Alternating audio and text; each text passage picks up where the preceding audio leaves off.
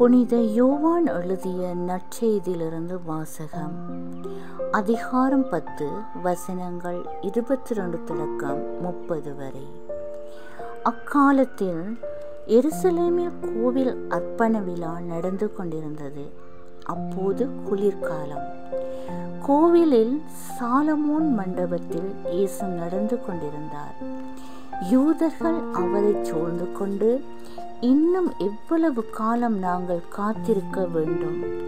நீர் மெசியாவானால் அதை எங்களிடம் வெளிப்படையாக சொல்லிவிடும் என்று கேட்டார்கள். இயேசு மறுமொழியாக, நான் உங்களிடம் சொன்னேன், நீங்கள் தான் நம்பவில்லை.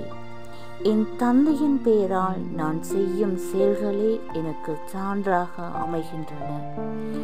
ஆனால் நீங்கள் நம்பாமல் இருக்கிறீர்கள்.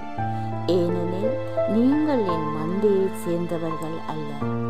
என் ஆடுகள் எனது குரலுக்கு செவிசாய்க்கின்றன. எனக்கும் அவற்றை தெரியும், அவையும் என்னை பின்தொடர்கின்றன. நான் அவற்றிற்கு நிலைவாழ்வை அளிக்கிறேன், அவை என்றுமே அழியா. அவற்றை எனது கையிலிருந்து யாரும் பறித்து கொள்ள மாட்டார்.